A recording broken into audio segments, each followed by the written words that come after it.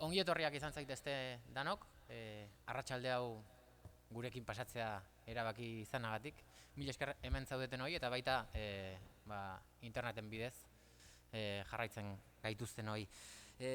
Ikuspegik, immigrazioaren euskal behatokiak eta baita biltzenek ere, gizarteratze eta bizikidetzaren euskal zerbitzuak antolatuta, pandemiak berdinak egiten ote gaituen edo ez aztertzera etorri gara.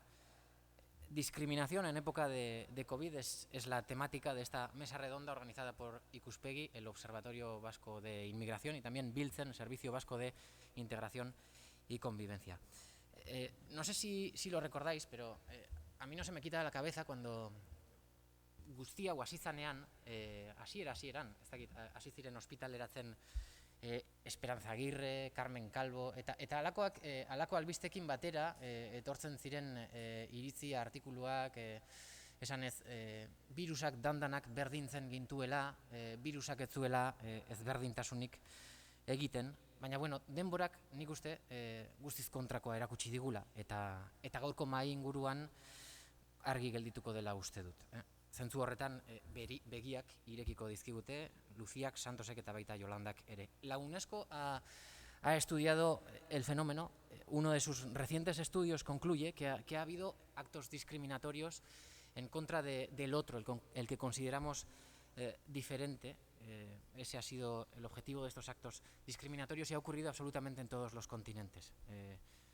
Las diferentes cátedras de la UNESCO tienen documentados varios casos. Lehenengo fase batean, beraiek diotenaren arabera, gaixotasunaren sortzaile bezala ikusten direnak jarri zituzten jomugan.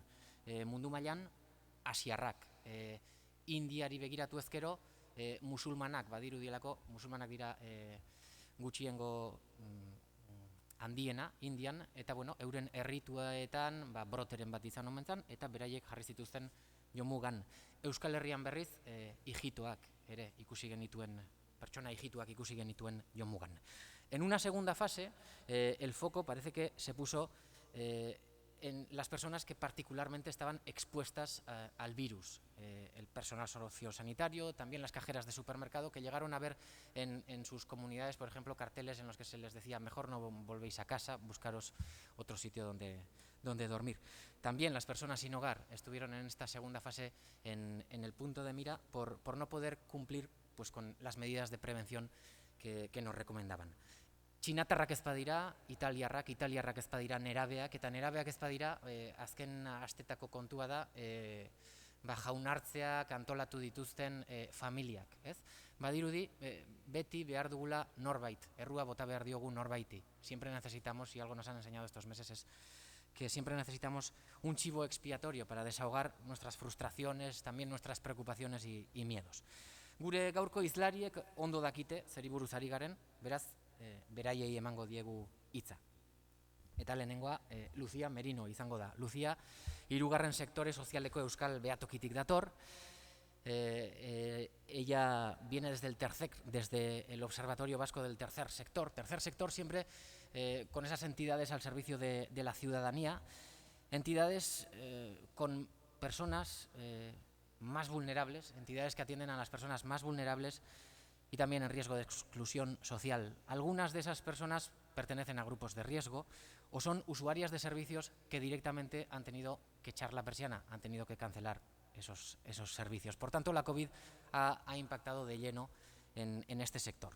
Lucía nos hará una radiografía, yo creo, bastante más exacta. Aurrera, Lucía. Eskerrik asko, Xavier, eta arratsalde on guztioi. Gracias a Ikuspegi y a Biltzen por invitar al Observatorio Vasco del Tercer Sector Social a participar en esta mesa. Y con esta presentación, y supongo que junto con la que hagan las personas que me acompañan en la mesa, intentaremos alimentar la reflexión sobre el impacto de la pandemia y de alguna manera intentar responder a esa pregunta que titula o engloba esta mesa redonda de hoy.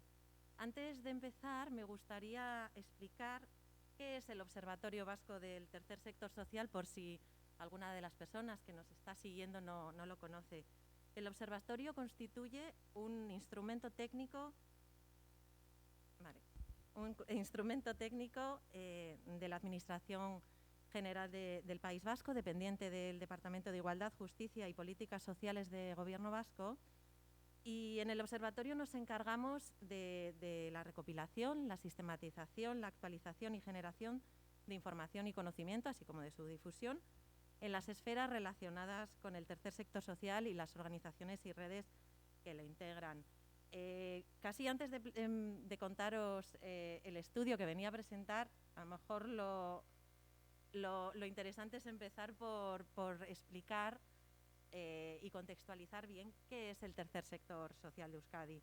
Nosotros en el observatorio partimos de la definición que la propia ley del tercer sector social de Euskadi recoge y que entiende que forman parte del mismo las organizaciones de iniciativa social con sede y actividad en la Comunidad Autónoma del País Vasco, cuya finalidad principal es promover, a través de actividades de intervención social, la inclusión social, la cooperación al desarrollo y el ejercicio efectivo de los derechos de personas, familias, grupos, colectivos o comunidades que afrontan situaciones de vulnerabilidad o exclusión, desigualdad, desprotección, discapacidad o dependencia. Estos datos que veis en la diapositiva son los del último barómetro que realizamos en el observatorio y que presentamos en enero de este año, y entonces contabilizábamos casi 4.000 organizaciones de iniciativa e intervención social en Euskadi, con más de 158.000 personas voluntarias y cerca de 40.000 personas remuneradas. Un amplio tejido social que siempre ha sido seña de identidad de la sociedad vasca. En esta tarde yo quería venir a contaros un informe que realizamos en el observatorio en abril de este año, en plena pandemia, sobre el impacto que estaba teniendo el COVID-19 en las organizaciones del tercer sector social de Euskadi. El trabajo responde a una iniciativa y a una preocupación que venía mostrando la Mesa de Diálogo Civil de Euskadi y el entonces Departamento de Empleo y Políticas Sociales de Gobierno Vasco, así como Sareen Sarea, por conocer el impacto que estaban sufriendo las organizaciones sociales como consecuencia de la crisis social del COVID-19 en esas primeras semanas, como digo, porque era abril, en esas primeras semanas de la pandemia. Coincidía también con una reflexión que veníamos haciendo en el observatorio desde prácticamente el inicio del estado de alarma y del confinamiento sobre cómo estaban afrontando las organizaciones y las personas destinatarias de las organizaciones la situación que todos estábamos viviendo, ¿no? Cómo estaba impactando en ellas. Y bueno, para los que quieran consultarlo, en la página web del observatorio tenemos distintos escritos reflexionando sobre estos temas. También tenéis disponible el estudio que estoy ahora presentando, por si queréis consultar más información de la que yo ahora os voy a intentar contar en unas pinceladas para alimentar esta reflexión.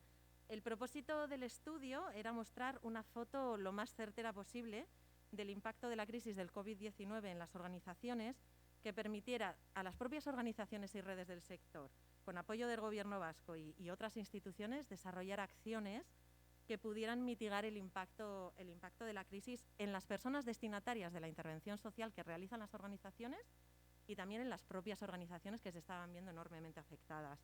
El estudio lo realizamos en apenas 3 semanas de abril para contextualizar un poco la urgencia en la que también tuvimos que realizar el estudio. Como digo, un contexto de urgencia, intentando responder a una necesidad para contar con una visión muy inmediata de cómo estaba impactando la crisis sanitaria, social y económica derivada del COVID-19 en las personas destinatarias y en las organizaciones.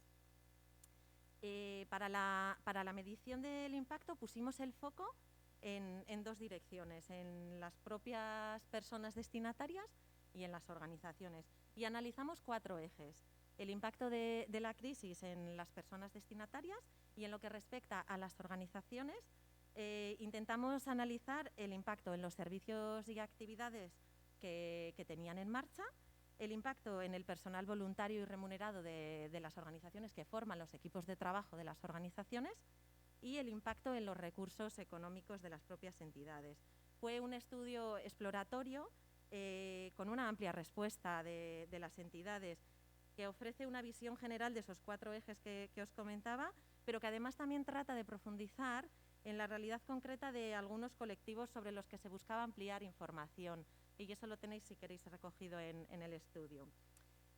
Como decía, en el proceso de trabajo intentamos acceder a un gran número de organizaciones mediante un cuestionario online, a la vez que priorizábamos contar con una respuesta muy rápida para tener esa información. De hecho, el cuestionario estuvo abierto solo una semana, en plena Semana Santa. Lo lanzamos el Jueves Santo y para el viernes de la semana siguiente ya teníamos una muestra de 185 organizaciones con las que hicimos el estudio. Pero además de ese cuestionario online, también realizamos un análisis cualitativo para completarlo con 4 grupos de discusión y 2 entrevistas en profundidad, que también fueron, por supuesto, en formato online debido al confinamiento, y que nos aportaron información muy útil y de primera mano de las propias organizaciones para enriquecer ese diagnóstico. Y en total participaron 27 organizaciones y redes y nos trasladaron de primera mano, como digo, cómo estaban viviendo esa situación. Desde el observatorio no queremos dejar pasar esta oportunidad para volver a trasladar nuestro más sincero agradecimiento y reconocimiento a todas las organizaciones del sector por la labor que entonces hicieron y que siguen realizando hoy en día, atendiendo a múltiples realidades desde escenarios muy complejos y cambiantes. Y, por supuesto, nuestro agradecimiento también a las entidades que contestaron el cuestionario y a las que participaron en las sesiones online, que con apenas tiempo de convocatoria, casi de un día para otro, sacaron un rato para compartir con nosotras las reflexiones y vivencias que en ese momento estaban experimentando.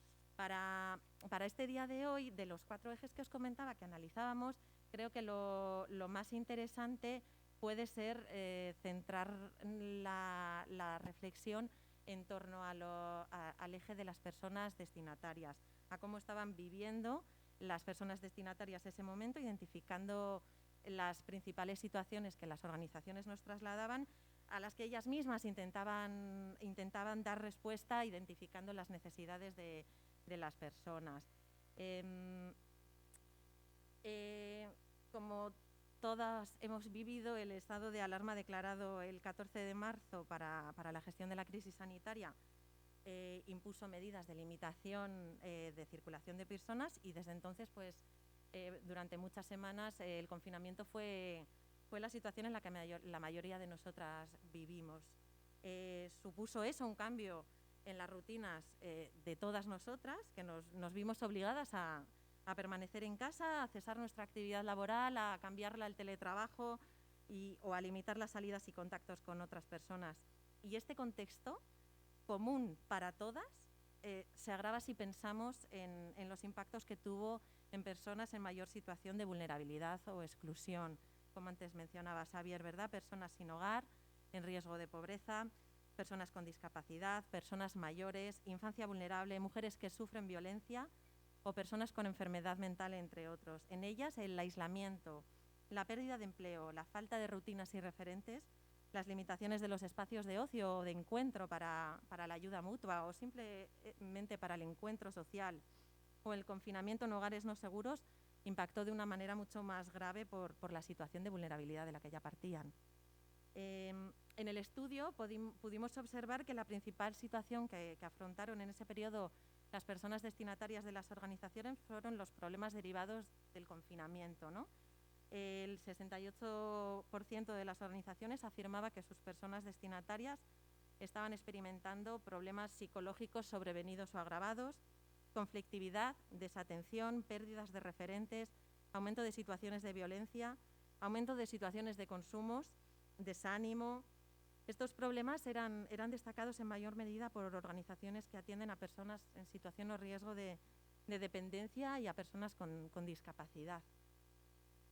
En torno a 2 de cada 3 organizaciones percibía que sus personas destinatarias estaban experimentando problemas derivados de la brecha digital, por no disponer de ordenador o de conexión a Internet, pero también por no tener las habilidades necesarias para moverse con soltura en las herramientas digitales, ¿no? Problemas relacionados con la alfabetización digital.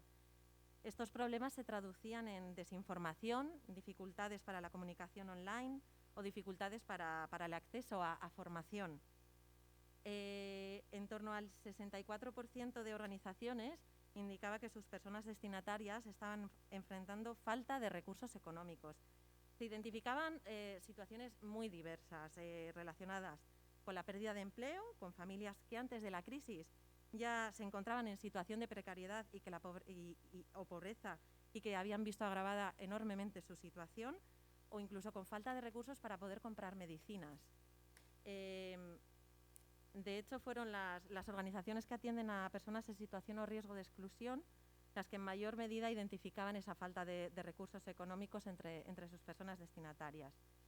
El 52% de las organizaciones indicaba que sus personas destinatarias estaban afrontando pérdida de trabajo remunerado, y de nuevo aquí este dato era mayor si cabe entre las organizaciones que atienden a personas en situación o riesgo de exclusión. La soledad no deseada o una falta de red de apoyo agravada por la situación de confinamiento fue una situación que también en torno al 60% de las organizaciones percibían sus personas destinatarias.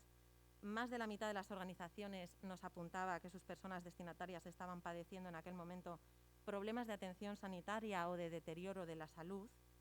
También en torno a la mitad de las organizaciones indicaba que sus personas destinatarias estaban afrontando un aumento de la pobreza o privación material.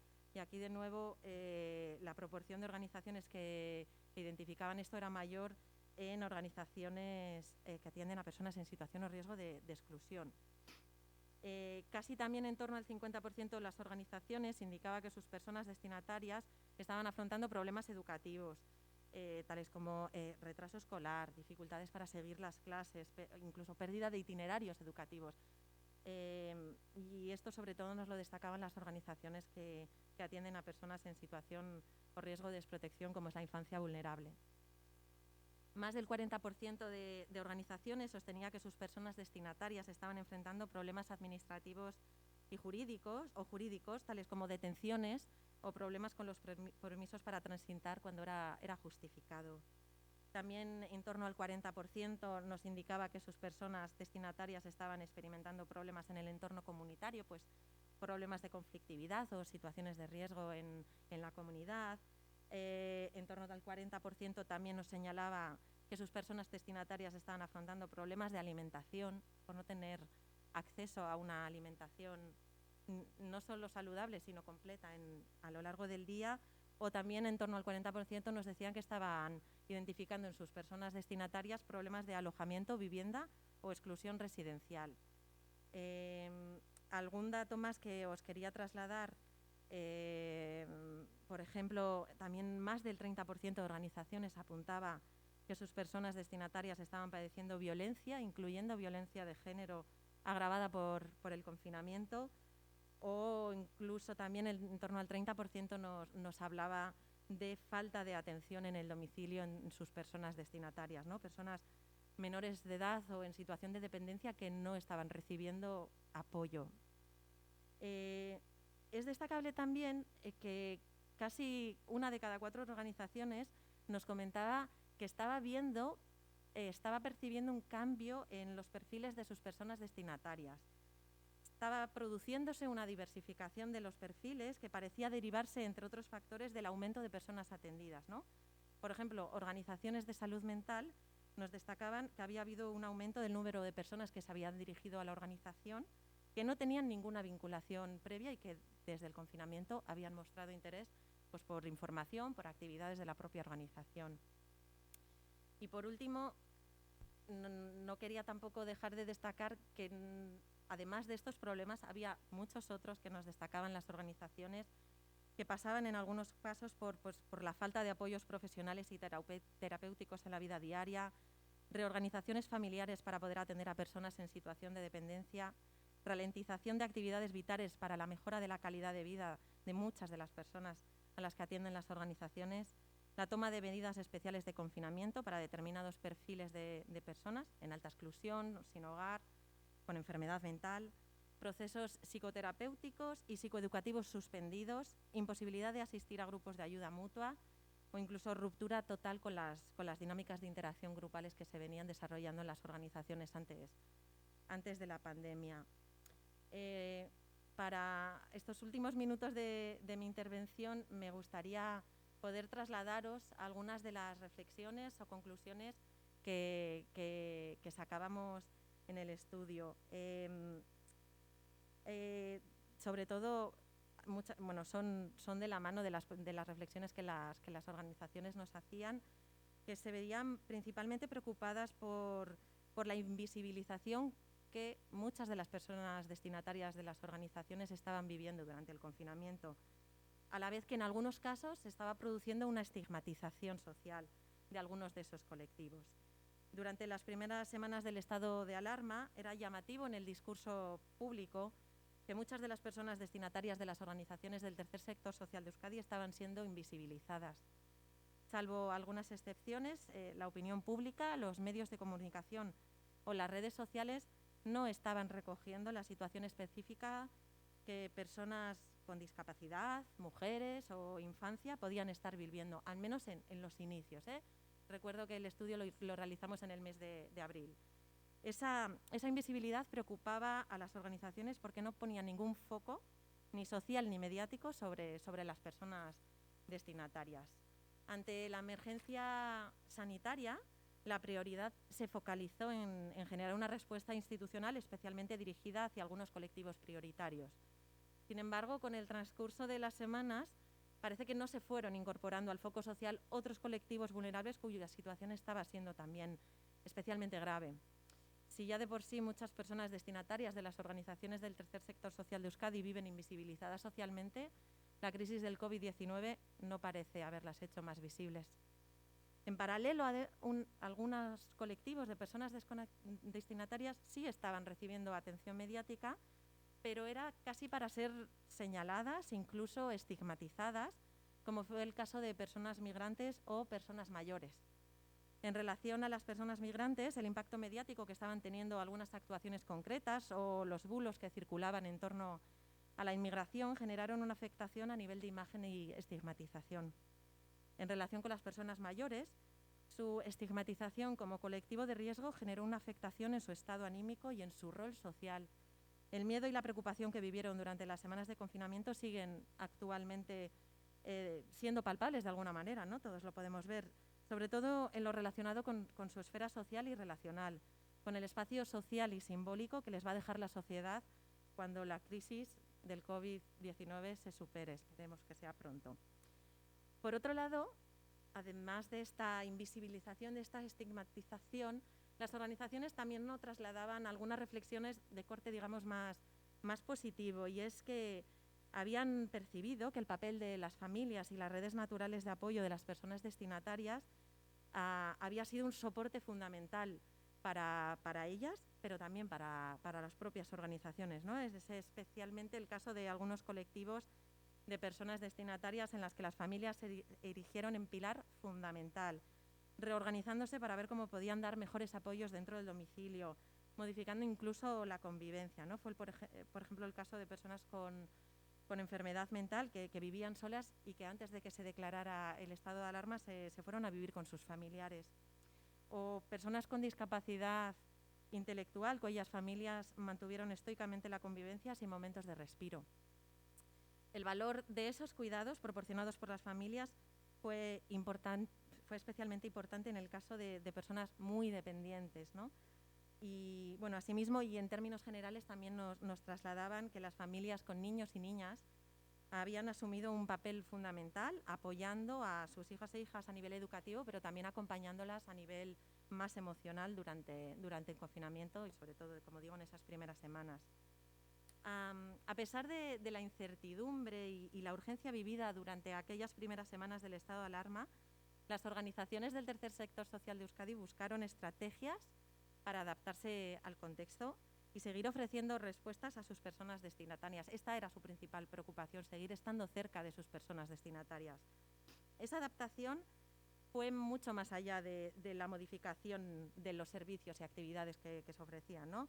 Se reconvirtió casi toda la actividad al teletrabajo, se inventaron formas de seguir acompañando a las personas destinatarias a través de herramientas digitales, haciendo un acompañamiento online. Hubo un redescubrimiento, ¿no? de distintas formas de seguir estando cerca de las personas destinatarias. en ese abril de 2020, de este año, las organizaciones también nos manifestaban una preocupante incertidumbre vinculada principalmente a su propia financiación. Y es que tenían una preocupación por saber cómo iba a ser la viabilidad de las actividades y servicios, cómo iba a impactar económicamente toda la crisis del COVID en la propia actividad de las organizaciones. Y ante esa incertidumbre, muchas organizaciones nos trasladaban que temían por su supervivencia, especialmente las pequeñas y medianas y aquellas que cuentan con mayoría de personas voluntarias en sus equipos de trabajo, porque bueno, pues su financiación es más vulnerable que la de las organizaciones más grandes y que cuentan con más recursos y fuentes de financiación. Por eso, y para terminar mi intervención en la mesa, visibilizar y seguir apoyando la insustituible labor que realizan las organizaciones del tercer sector social de Euskadi resulta clave, ya que representan el sostén de colectivos que se enfrentan a múltiples situaciones de vulnerabilidad que se magnifican en contextos de crisis como el que todas y todos tuvimos que vivir esta primavera y como el que de alguna manera todavía seguimos viviendo. Eskerrik asko.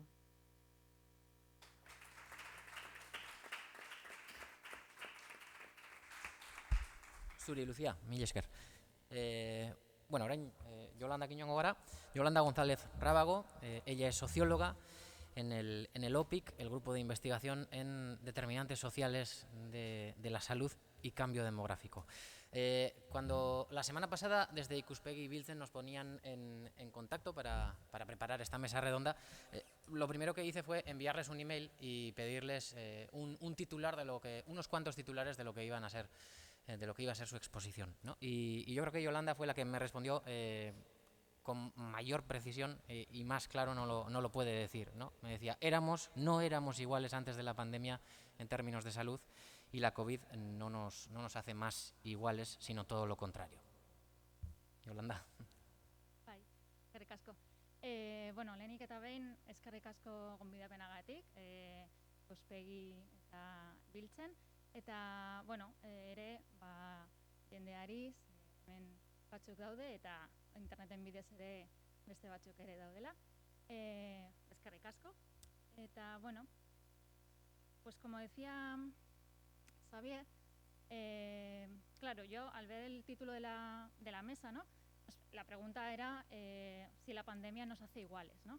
Claro, para poder pensar si la pandemia nos hace iguales, y este discurso que es verdad que decía también Xavier al inicio en la presentación, como que, sobre todo al principio de todo esto, pero ahora todavía también, parece como que el virus no entiende de clases, pero el virus entiende de clases igual que cualquier otra enfermedad ha entendido siempre de clases. Por tanto, para poder pensar si la pandemia nos hace iguales, tendremos que ir un poco más atrás y pensar si éramos iguales antes de la pandemia y si estamos viviendo la pandemia de igual manera, si son iguales los impactos que esta pandemia tiene en la población, en los distintos grupos sociales, y yo me voy a centrar específicamente en los impactos en términos de salud y en los determinantes sociales de la salud. Claro, para ir a esto de los determinantes, pues voy a hacer una pequeña aproximación a esto de los determinantes sociales de la salud. Luego me centraré más concretamente en un estudio que hicimos dentro del grupo de investigación OPIC durante el confinamiento con población infantil, ¿vale? Pero antes de eso, algunas cosas. Y no se ve. Voy a cambiar al PDF a ver si se ve. Había una imagen ahí.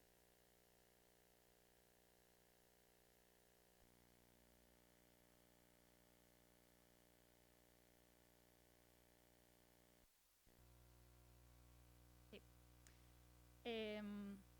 Bueno, claro, solemos tender a pensar la salud todavía hoy en día desde un modelo biomédico de la salud, ¿no? En el que ponemos el foco específicamente en los factores genéticos o biológicos que condicionan nuestra salud y sobre todo en la enfermedad. No tendemos a pensar tanto en términos de salud y también las políticas de salud van muchas veces más dirigidas a la enfermedad y a la asistencia cuando estamos enfermos que a generar entornos en los que podamos gozar de una buena salud.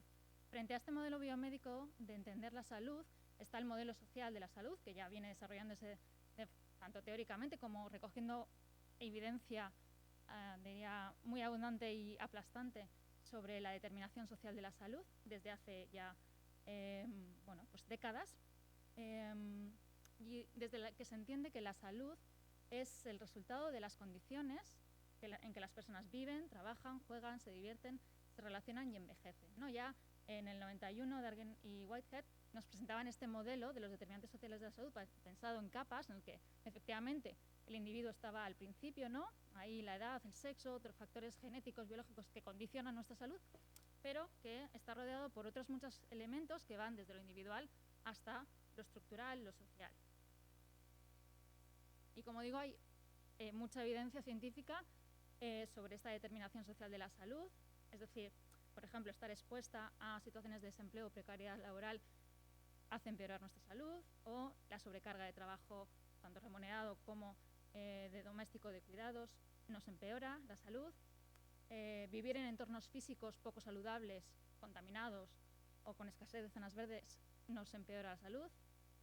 No tener acceso a determinados bienes o servicios, o no contar con redes de apoyo social o comunitaria, o ser mujer, simplemente, nos hace tener peor salud. Y la cuestión no es tanto esta determinación social de la salud, sino cómo esos factores sociales están desigualmente distribuidos. Es decir, que la salud está socialmente determinada y los factores sociales que la determinan están desigualmente distribuidos. Por tanto, es una cuestión de justicia social, porque al fin y al cabo, que no todos tengamos la misma salud es una cuestión de desigualdad. Bueno, en el año 2010, la Comisión Española para la Reducción de las Desigualdades Sociales en Salud presentó este marco conceptual en el que se podía ver, se conceptualizaba pues estas desigualdades en salud como diversos ejes de desigualdad, como la clase social, el género, la edad, la etnia, el territorio, suponían diferentes capacidades para gozar de buena salud por una diferente disposición de poder, del prestigio, de los recursos para poder hacerlo, que luego tenía este correlato en los determinantes intermedios de la salud, más directamente relacionados con los recursos materiales que tienen las personas. Desde esta perspectiva más teórica, y que, como digo, hay innumerable evidencia científica internacional sobre ello, ¿qué pasa en Euskadi? Bueno, Euskadi no somos un oasis, aunque a veces nos lo parecen decir, y aquí también existen desigualdades, ¿no? Esto os he traído solo dos pequeños ejemplos sobre cómo estábamos anterior a esto de la pandemia, ahora voy con la pandemia, en términos de salud en Euskadi, con datos de la encuesta de salud del País Vasco de 2018, y como veis, a mayor clase social, mejor estado de salud. También, con otro indicador, con las dificultades para llegar a fin de mes, aquellas personas con dificultades para llegar a fin de mes tenían mayor padecimiento de problemas de ansiedad y depresión, pues, como un indicador de salud mental. Además, esta cuestión de la desigualdad social no es algo que sucede solo entre los extremos, ¿no?, de la jerarquía social, sino que se produce a lo largo de todo el gradiente, ¿no?, de lo que llamamos el gradiente. Por tanto, todo aquello que queramos modificar, o todas las políticas dirigidas a reducir las desigualdades en salud, no tienen solo que ir hacia los extremos, ¿no?, hacia los grupos más desfavorecidos, sino que desde una perspectiva de universalismo proporcional tienen que ir hacia todos los grupos, pero aunque sí con un cierto enfoque hacia los más desfavorecidos. Bueno, otros ejemplos sobre cómo estábamos en Euskadi en términos de desigualdades, pues en el caso de Bilbao, a partir de un estudio que hicimos del diagnóstico de salud de la ciudad, pues también se veía que en innumerables indicadores de salud pues había desigualdades sociales, educativo, por clase social, diferencias en esperanza de vida entre barrios socioeconómicamente favorecidos y desfavorecidos, peor calidad de vida de las mujeres, mayor prevalencia de problemas crónicos como diabetes, hiperlipidemias, EPOC, hipertensión arterial. Es decir, que ya esto es algo que ya sabíamos, que existía. También en el caso de la población infantil os he traído un par de ejemplos, pero bueno, lo voy a pasar para llegar a lo que pasa ahora, ¿no? Pero también con anterioridad a la crisis del COVID, sabíamos que entre la población infantil existen desigualdades sociales en salud. Y llega la pandemia del COVID. ¿Y qué pasa? Bueno, aunque es verdad que la información a este respecto es escasa, porque bueno, pues los datos oficiales no nos dan mucha información sobre pues estas desigualdades, no nos las dan desagregados tan fácilmente por algún indicador social, digamos, ya tenemos algunos datos. En Barcelona es un ejemplo en el que sí hay este tipo de información, y como veis, os he puesto estas dos gráficas de la Agencia Salud Pública de Barcelona, en donde se puede ver que a mayor privación, mayor es la incidencia acumulada de COVID, ¿vale? Estos son datos entre el 22 de junio y el 17 de octubre, es decir, hasta el sábado. Y veis que además el gradiente es claro, ¿no? Es decir, cuanto más privación socioeconómica, mayor es la incidencia de COVID por 100.000 habitantes. Y como veis en el otro gráfico, igualmente la asociación entre la incidencia y el nivel socioeconómico en la ciudad es muy clara. El gradiente es muy claro.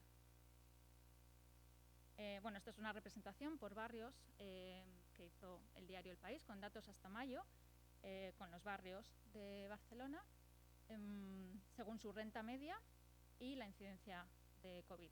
Y de igual manera, pues vemos que los barrios con una menor renta media per cápita tenían una mayor incidencia. Es decir, no solo en los datos más a partir de junio, digamos hasta la actualidad, sino también en las primeras semanas esto era así. O yo diría lo contrario, no solo durante las primeras semanas esto era así, sino que ahora sigue siendo. En el caso de Madrid, que además, bueno, pues llevamos semanas escuchando mucho sobre este tema, sobre las zonas básicas de salud y cuáles son las que tienen mayores incidencias, etcétera, pues efectivamente tienen mayor incidencia de coronavirus aquellas zonas socioeconómicamente más privadas, más desfavorecidas. ¿Y qué pasa en Euskadi? Pues los únicos datos que por lo menos yo conozco y que sé que están publicados por el gobierno vasco en relación a esto, ¿no? Es este gráfico que aparece en un informe sobre la desescalada desde el 11 de mayo al 16 de agosto, la incidencia acumulada según índice de privación de la zona de residencia de las personas con COVID. Y como veis, a mayor privación, el número 5 es mayor privación, mayor incidencia en hombres y en mujeres. De manera muy clara. Entre las dos primeras niveles de privación no es así, baja un poquito, pero muy claro, y el aumento o la diferencia es grande también entre la 4 y la 5, ¿no? El último extremo de la privación socioeconómica. Y este es otro gráfico que compañeros del grupo de UPIC, Unai Martín y Amaia García Lupe, hicieron comparando las tasas de paro de las zonas de salud del País Vasco con la incidencia. Es decir, como veis, entre las zonas con menor tasa de paro, la incidencia del COVID es menor respecto a aquellas zonas del País Vasco, zonas de salud, que tienen un mayor paro y también mayor incidencia de COVID. Por tanto, claro,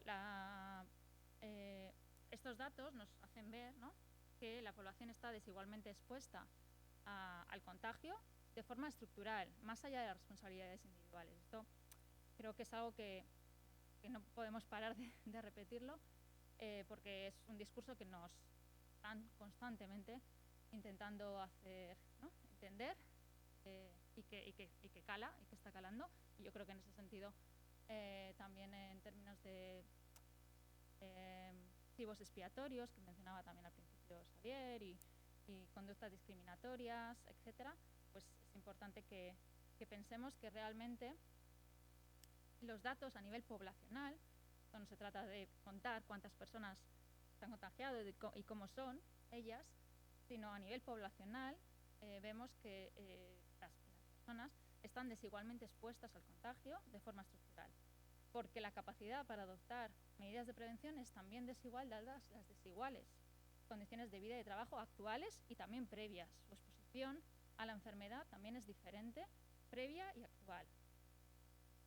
Y también la capacidad para adoptar medidas de confinamiento domiciliario en caso de contagio o de contacto estrecho, tanto en el sentido de relacionado con la necesidad de salir del domicilio en el caso de que estás contagiado o que has sido contacto estrecho y tienes que estar confinado, tienes que seguir manteniendo tus actividades laborales o incluso el cuidado de otras personas, como también para adoptar las medidas dentro del propio domicilio con el grupo conviviente, es decir, que tenemos diferentes capacidades para diferentes exposiciones y diferentes capacidades para adoptar las medidas que universalmente se nos piden. Y ya llego, y no sé cómo voy de tiempo, la verdad, pero me decís. A la parte del estudio que hemos hecho sobre población infantil.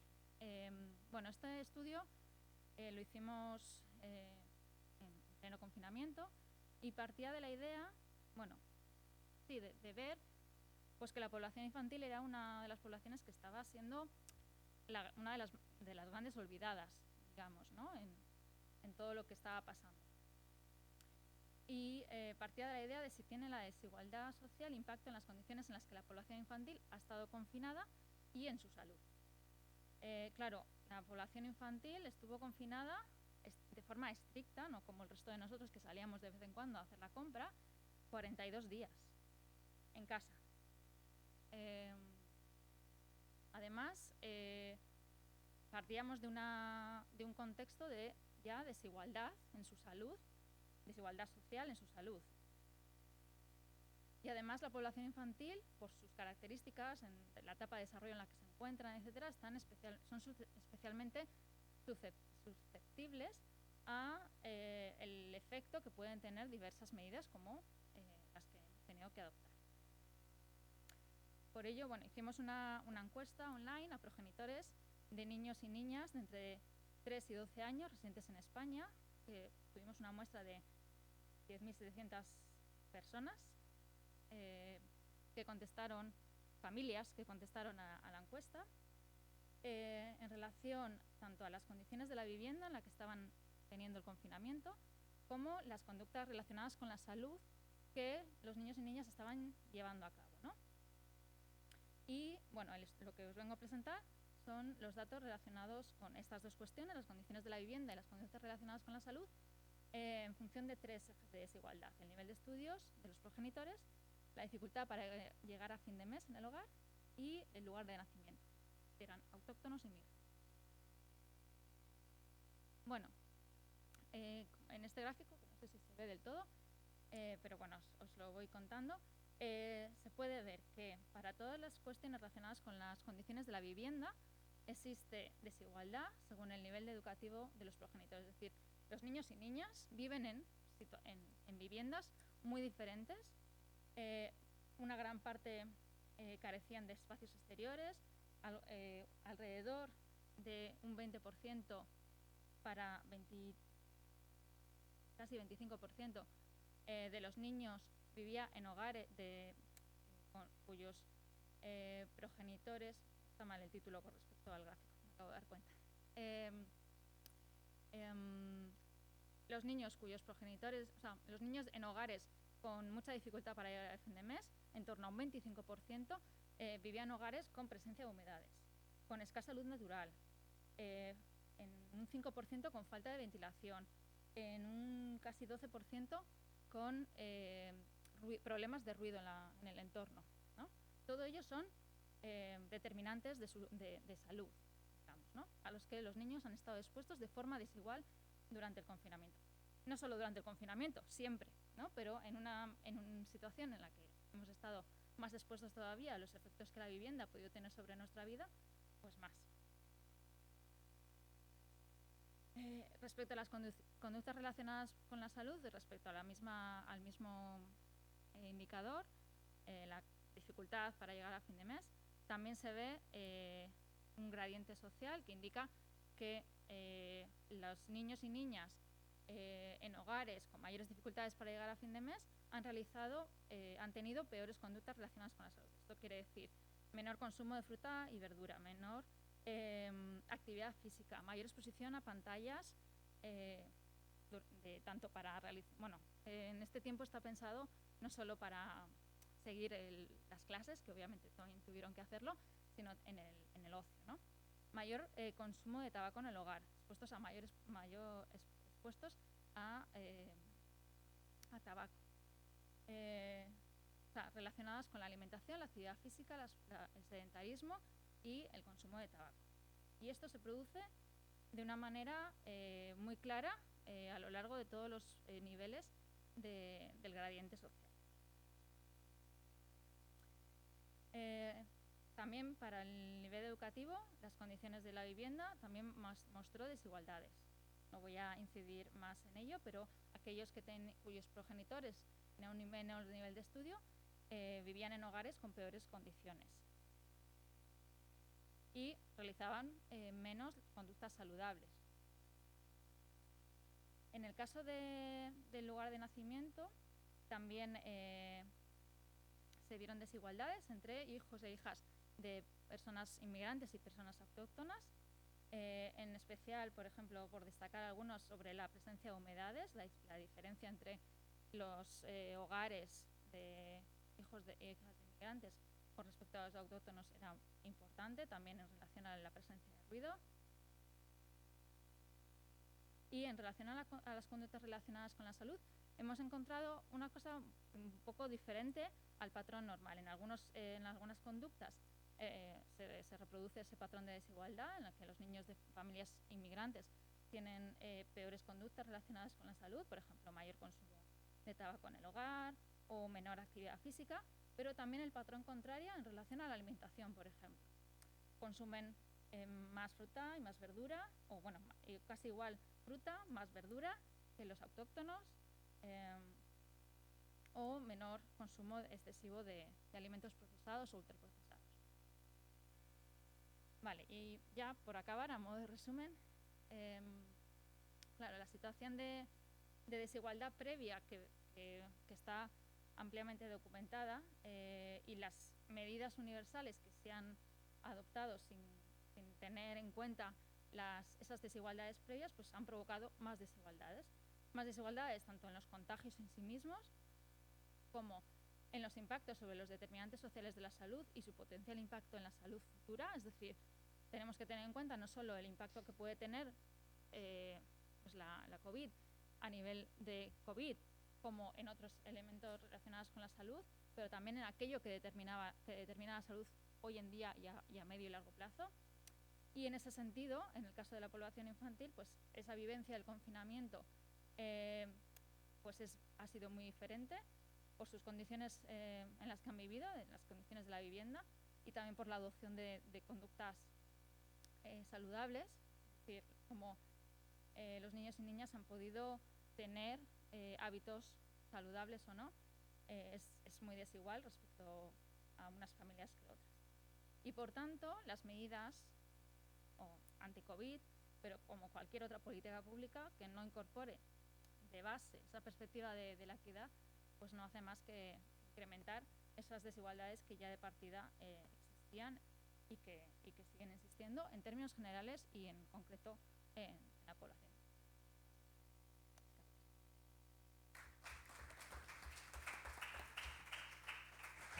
Bueno, nos va quedando claro que ya éramos bastante desiguales y que la brecha, por culpa de la pandemia, todavía va aumentando más, ¿no? Desde una visión más global, que es la que nos acaba de mostrar Yolanda, a una más concreta, la de Munduko Medikuak, que trabaja aquí en Euskadi y es su coordinador Santos Arrieta. Viene a hablarnos del derecho a la salud que se ha visto afectado por el contexto actual y especialmente en los colectivos más vulnerables. Aurora Santos.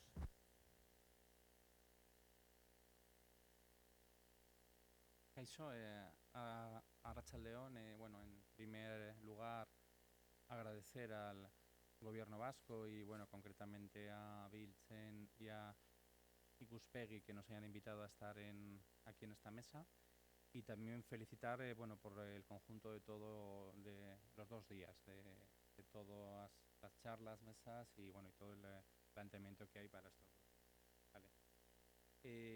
Yo quería hablar, y un poco la charla y el planteamiento que traigo es hablar de la salud como un derecho universal, ¿vale? Y es un poco donde vamos a centrar. Sí, perdón. Donde sí que quiero centrar un poco, bueno, todo el espacio de esta mesa, ¿vale? Y bueno, y hablar de las lecciones aprendidas, bueno, en todos estos meses de la pandemia COVID desde el ámbito el de Médicos del Mundo, ¿vale? Así, en ese sentido, voy a centrar, bueno, el hilo argumental en base a, bueno, a lo que he llamado un camino de derechos, ¿no? Voy a comenzar, bueno, con unas ideas claras que sí que conectan con algunas de las cosas que han hablado aquí las compañeras. Os voy a contar también qué es lo que hacemos, con qué nos hemos encontrado desde la intervención, desde el plano COVID, qué lecciones aprendidas son las que sacamos y cuáles son nuestras propuestas, ¿vale? Entonces ese va a ser un poquito el esquema del planteamiento, ¿vale? Ideas fuerza. Pues no, el COVID-19 no afecta a todas las personas por igual. Lo estaba comentando Yolanda, ¿no? Pues ahora mismo, ¿no? Y desde OPIC llevan ya mucho tiempo, bueno, con toda esa parte del desarrollo de los estudios, ¿no? Con los determinantes. Y efectivamente, pues no afecta a todas las personas por igual, ¿no? También es necesario actuar desde los enfoques antropológicos y de género, basados en los derechos humanos. Es necesario incorporar el análisis interseccional en todo esto, o sea, cómo se conectan todas esas desigualdades, ¿no? Y nos toca, por imperativo, pensar desde lo global y actuar en el ámbito desde lo más local, ¿no? Bueno, pues ¿qué hacemos, no? Y aquí, desde esa misma premisa, ¿no?, de que es un tema global y que tenemos que actuar desde lo local, yo os voy a hacer un planteamiento de qué es lo que hemos hecho desde el pasado mes de marzo, tanto a nivel internacional, a nivel estatal y a nivel de aquí, de la propia comunidad autónoma, aquí en Euskadi, ¿vale? Entonces, a nivel internacional, bueno, pues también nos coge como organización sanitaria en un contexto de intervención en 19 países, con toda la complejidad que supone, ¿no?, un entorno COVID que ha afectado, ¿no?, y a las poblaciones más desfavorecidas, pues bueno, nos obliga a hacer como un planteamiento distinto, ¿no?, en el cual, bueno, pues uno de los principales problemas con los que nos encontramos es cómo medimos el impacto de una manera así agregada con las intervenciones que tenemos en todos los países, ¿no? Entonces ahí hemos definido unos indicadores comunes para, bueno, pues para conseguir medir ese impacto. Hemos, tanto en las intervenciones en ámbito internacional como estatal, nos hemos apoyado en los pilares de la OMS, ¿vale?, que luego os voy a detallar en función de cada planteamiento donde situamos toda la parte de nuestro trabajo, ¿vale? Y luego, bueno, pues este es un pequeño esquema en lo que nos hemos centrado, pero bueno, no me voy a parar más aquí, ¿vale? Nosotros, y en el ámbito internacional, nos hemos situado en el pilar de la OMS, en el 2, que es la comunicación de riesgos y participación de la comunidad. en el pilar 6 de prevención y control de infecciones y en el pilar 7 de gestión de casos. ¿Vale? Aquí bueno, esto es un gráfico, ¿no?, que viene un poco aquí a decir, bueno, pues en qué estamos, ¿no? Y si os fijáis, bueno, pues es el color verde, que es el de gestión de casos. Aquí tiene una parte así importante, que esta es una de las diferencias que va a tener con la intervención en el ámbito del Estado y de la comunidad autónoma, porque sí que en el terreno hemos hecho una intervención mucho más directa en el plano sanitario COVID, ¿vale?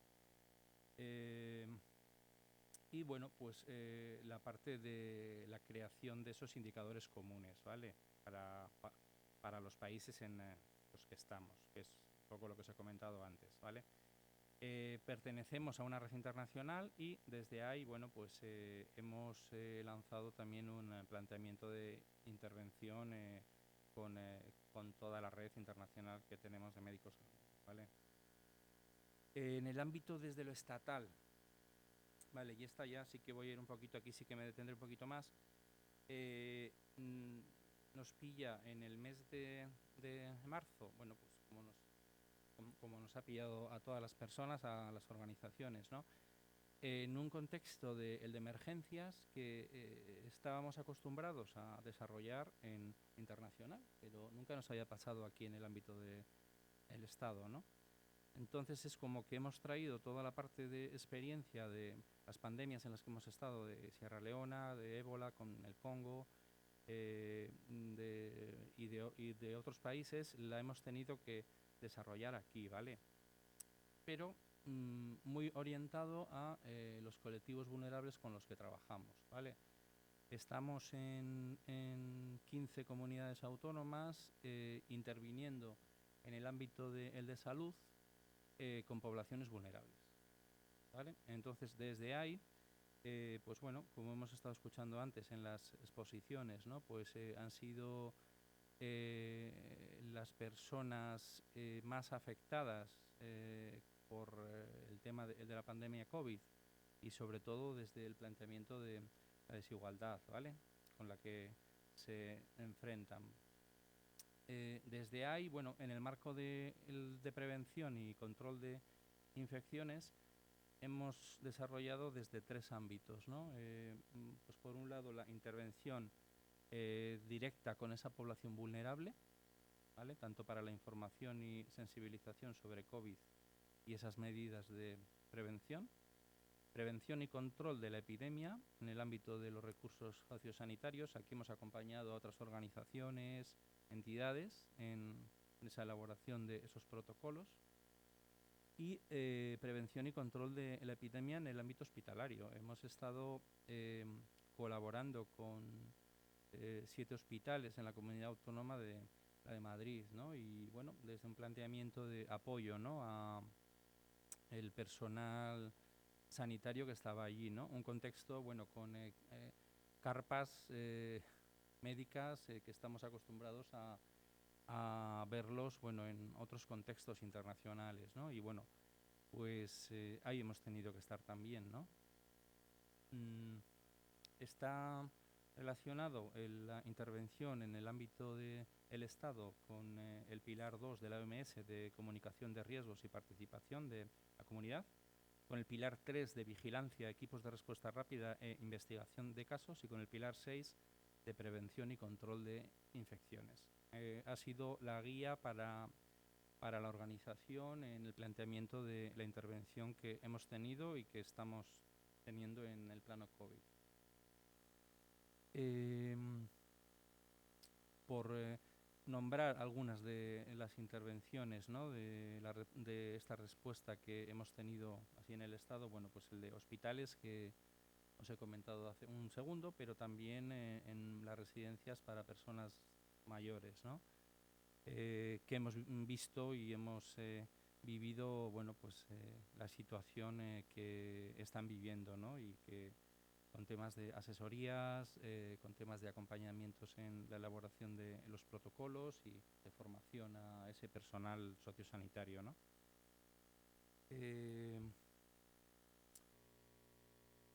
Y bueno, estas son algunas fotos. Aquí las dos de abajo son las de los hospitales.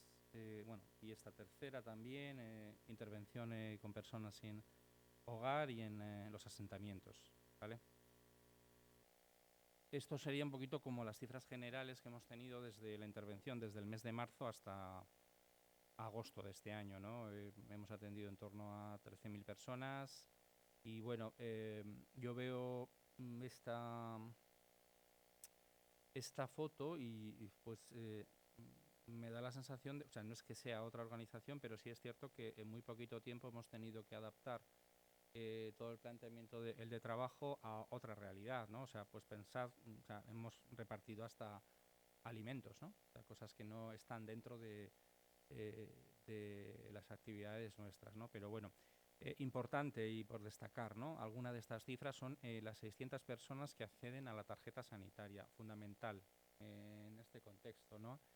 Estamos hablando de un tema el de salud pública y hay personas que están fuera del sistema público de salud y desde ahí entendemos que, bueno, pues que cuantas más personas estén dentro, pues va a ser mejor para la pandemia, ¿vale? Y bueno, pues también por destacar otro dato, ¿no? Y que ha salido antes, también 5.000 atenciones psicológicas, ¿no?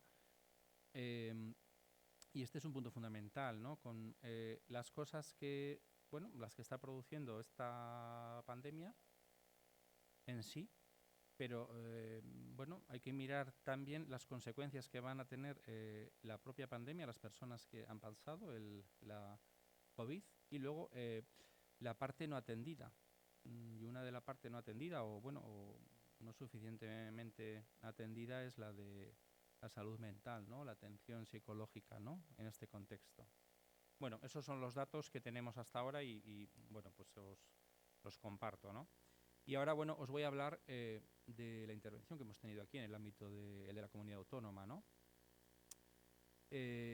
Bueno, pues el propio 11 de marzo creamos un comité el de crisis, bueno, pues como... Y desde ahí, bueno, se fueron tomando todas las decisiones, ¿vale? Pasamos a teletrabajar, se pasó de atención presencial a atención telefónica, ampliando así el horario. Todas las actividades grupales que teníamos presenciales con colectivos vulnerables las pasamos a plataformas digitales. Una cosa curiosa es que, bueno, en menos de una semana conseguimos pasar prácticamente todas las actividades que teníamos grupales, las intervenciones, incluso hasta la propia consulta médica. Y el planteamiento ha sido que, bueno, pues hemos mantenido todo, incluso hemos podido ampliar el foco de la intervención, ¿no? Es una cosa curiosa esto, ¿no? Lo del confinamiento y lo del aislamiento, ¿no? Y bueno, pues hemos conseguido. Es cierto que ha sido difícil mantenerlo en el tiempo, pues por el propio cansancio también de las personas, bueno, de esto, ¿no? Y bueno, en el ámbito más estrictamente sanitario o sociosanitario, uno de los programas que tenemos es el Centro de Atención Sociosanitario para Personas Inmigrantes, ¿vale? Este es un centro que tenemos en Bilbao que presta atención sanitaria primaria para las personas que no tienen acceso al sistema público de salud, que no tienen la tarjeta sanitaria, ¿vale? Entonces, en este contexto también nos vemos obligados a cancelar esa atención por vía presencial, pero la trasladamos a vía telefónica, ¿vale? Y entonces, bueno, armamos rápidamente un sistema en el que, bueno, en el que conseguimos dar esa respuesta también para esas personas, ¿no? Atención telefónica, emitíamos las recetas con un colegiado, conseguíamos enviarlas a la farmacia, bueno, toda esa parte se consiguió mantener. Y luego participamos en el dispositivo sanitario del Ayuntamiento de Bilbao con los centros residenciales que abrió para las personas sin hogar en el mes de marzo-abril, con lo cual el foco de nuestra atención también, bueno, se vio ampliado, bueno, con esos recursos. Si bien es cierto, bueno, estábamos siempre como una segunda opción ante, bueno, para apoyar el no colapso de los centros sanitarios públicos, que en aquel entonces era uno de los problemas que sí se veía, ¿no? Después, bueno, y así de intervención sanitaria, en el mes de julio primero realizamos 2 días de test PCR, bueno, ante una petición del Departamento de Salud y de Vilchen también en ese sentido, bueno, ante una situación muy concreta, y bueno, fue una experiencia que salió bien con personal de Osakidetza, y bueno, y en el mes de agosto sí que comenzamos con un planteamiento más estructurado para la realización de test PCR en nuestro centro sociosanitario, en colaboración con el Departamento de Salud, Vilchen, Ayuntamiento de Bilbao y, bueno, o sea, con el personal propio sanitario de Osakidetza y del Ayuntamiento de Bilbao. Nosotros, desde Médicos del Mundo, esto eran unas pruebas que estaban dirigidas, test PCR, para las personas que no tienen acceso al sistema sanitario, que no tienen TIS o que sienten dificultades en el acceso, y esto lo digo así porque así es como se mandó la comunicación y tiene una explicación, ¿no?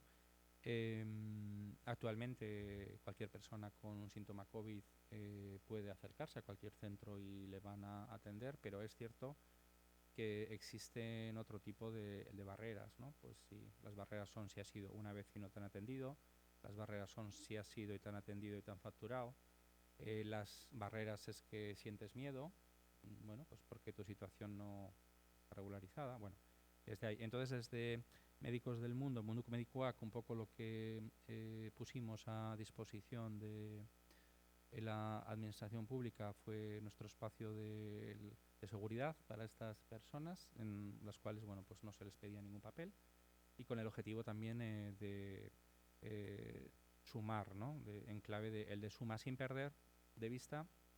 Bueno, y voy un poquito al principio de la presentación, ¿no?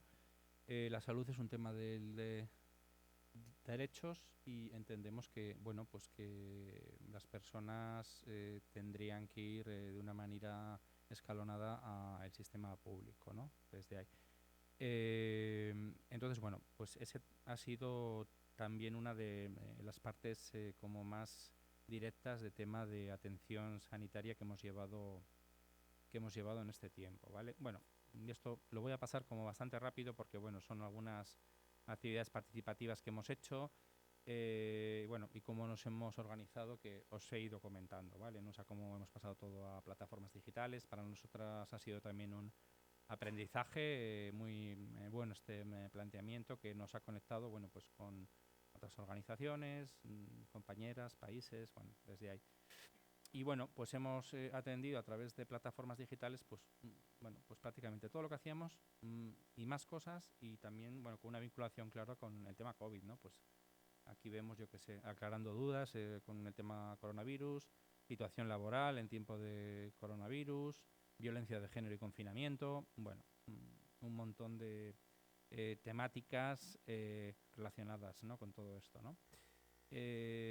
Bueno, y estos son algunos datos del Centro de Atención Sociosanitaria, ¿no? Atendemos en torno a 1000 personas, ¿no? Así al año, y bueno, y aquí habla un poquito el planteamiento que hemos hecho así en este tiempo, ¿vale? Bueno, pues lo mismo, un poquito plataformas digitales que hemos estado haciendo, y aquí sí que me voy a detener un poco, ¿vale?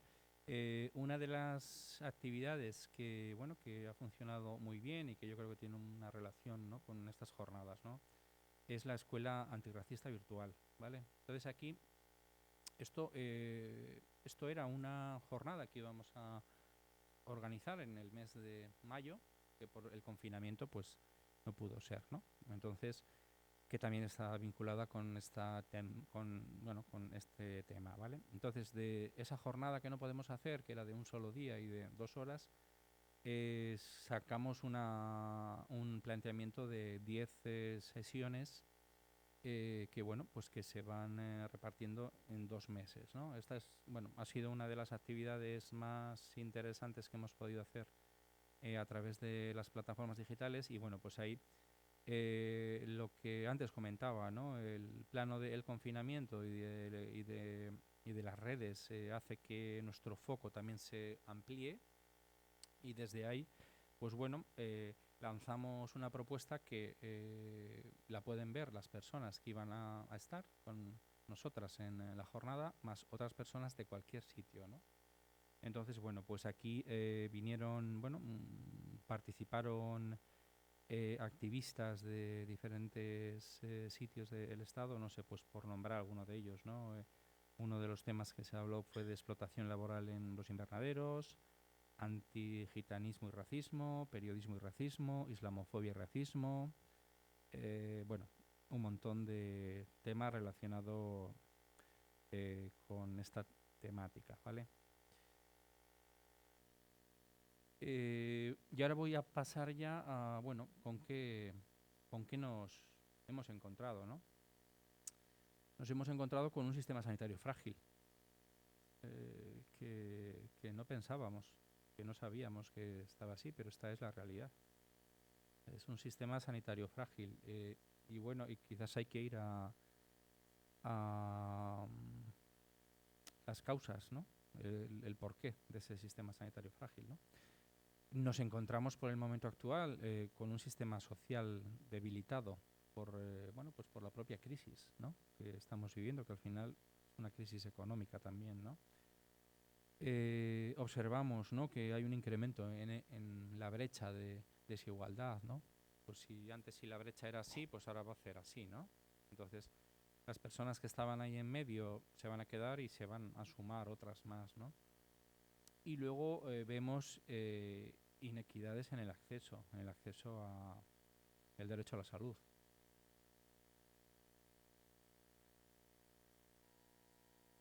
Y esta es la parte que conecta, ¿no?, con la presentación que acaba de realizar Yolanda, ¿no? Que es la parte de los determinantes de la salud, ¿no? Las personas no se ven afectadas de la misma manera, porque, bueno, esto es bueno, ya es, si lo pensamos en el plano de las pandemias, lo hemos podido comprobar en todas las pandemias, ¿no? En otros contextos, ¿no? Y no afecta igual una situación, una catástrofe en un sitio o en otro, una pandemia en un país o en otro, ¿no? Desde ahí. El acceso a una vivienda de calidad, agua salubre y saneamiento, ¿no? O sea, para nosotros, ¿no? Y desde esta silla de etnocéntrica, ¿no? Pues el lavado de manos, que nos parece que es algo muy sencillo, pues no para todas las personas así, ¿no? Ni una vivienda de calidad. La salud física y mental, ¿no?, que antes también comentaba. Y la inequidad sanitaria, bueno, que se produce, ¿no? Y ahí conectándolo un poco con la infancia, ¿no? Es una inequidad sanitaria que te acompaña el resto de tu vida, ¿no? Entonces es como, pues es esa carrera, ¿no? De 100 metros, pero unos ya salen desde el metro 20 y otros desde el 30, ¿no? Y otros desde el menos 50, ¿no? Desde ahí, ¿no? La desigualdad de género, fundamental, ¿no? También en esto. Esto sí que me voy a detener un poquito más adelante con otra diapositiva, ¿vale? Y el propio sistema de atención de salud es un determinante en sí mismo. Esto es importante también, ¿no? O sea, ahora estamos viendo, hablando desde el plano de desigualdades, las desigualdades se están produciendo a todos los niveles, ¿no? Y estamos viendo la desigualdad que hay también entre países, pero entre comunidades autónomas y casi hasta entre pueblos, ¿no? Entonces, quiero decir, estamos asistiendo a unos sistemas débiles y, bueno, pues concretamente, bueno, estamos viendo en alguna comunidad autónoma concreta como la de Madrid, ¿no? Y cuánto tiene que ver también, bueno, pues con el proceso, ¿no?, de sanitario que se ha fomentado allí en los últimos años, ¿no? En ese sentido, y hablando de desigualdad de género, ¿no? Aquí sí que quiero hacer referencia, bueno, a que bueno, hay un grupo de personas que, bueno, que han lanzado, bueno, como una propuesta, son todo personas de ámbito sanitario, en el cual, bueno, lanzan la propuesta de que se incluya la perspectiva de género en los estudios científicos de esta pandemia, ¿no? Algo que prácticamente que ni escuchamos y que no está, ¿no? También hay que hacer referencia a esa feminización del ámbito sanitario y de cuidados, ¿no? Lo que está pasando con la violencia de género también en este confinamiento, ¿no? Y las consecuencias sobre la salud reproductiva y la COVID, ¿no? De aquí, mira, os paso una diapo que yo creo que es, bueno, muy sencilla y fácil de entender, ¿no? Entonces hace como, analiza la infección por la COVID-19 en función de si va sin perspectiva de género, si incorpora la perspectiva de género, y en el tercer bloque, en el de más abajo, si incorpora la perspectiva de género y la interseccionalidad, ¿no? Es bastante gráfico y es muy fácil de ver, ¿no? En el primer caso, si no incorporas la perspectiva de género, a las consecuencias a las que llegamos es a una visión muy reduccionista, resultados incompletos y a intervenciones puramente biologicistas, ¿no? Desde ahí, si ya incorporamos la perspectiva de género, ya la visión sí se amplía, los resultados son más cercanos a la realidad y las intervenciones son más completas. Pero si además incorporamos la interseccionalidad, pues ya conseguimos tener una visión holística, ¿no? Y y una mayor justicia social, ¿no? Entonces, bueno, yo creo que es una diapositiva que apoya mucho, ¿no?, este planteamiento. Siguiendo con lo que nos hemos encontrado, ¿no? Salud universal, ¿no? Cobertura universal de salud, ¿no? O sea que es uno de los objetivos que se persiguen, ¿no? Y en diferentes tratados es lo que va por delante, pero es cierto que no hay una apuesta clara a nivel político porque eso sea así, ¿no? Incluso la sanidad universal como tal es insuficiente, ¿no? O sea, aquí he puesto el derecho a la salud en la historia reciente de nuestro país, ¿no? En el año 2012, ¿no? Y en una situación de crisis económica, se tomaron unas medidas restrictivas importantes en el ámbito de salud en todo el Estado, que bueno, pues que dejó a muchas personas, desde un planteamiento puramente economicista, dejó a muchas personas sin acceso al sistema de salud. Es cierto que en el 2018 y con la entrada en vigor del Real Decreto Ley, el objetivo que persigue es restituir en parte ese acceso, pero es cierto que bueno, para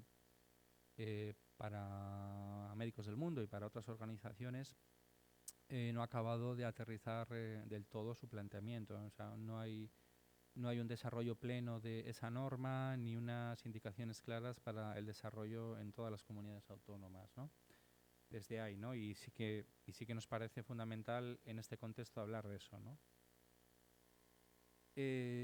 Nos hemos encontrado también que las personas más vulnerables son las que peor lo están pasando en este contexto, y no me voy a detener a hablar de cada uno de estos colectivos, que es donde estamos trabajando como Médicos del Mundo, pero es lo que hemos visto, ¿no? O sea, personas sin hogar o en asentamientos informales, ¿no?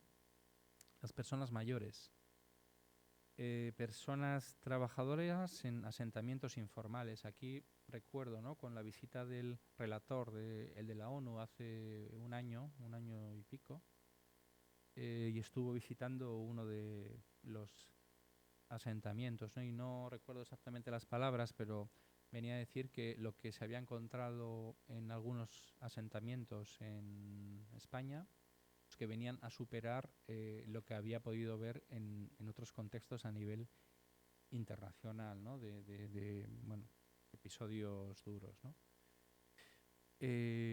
Nos hemos encontrado con barreras administrativas y culturales. O sea, tienes el derecho, pero existen barreras.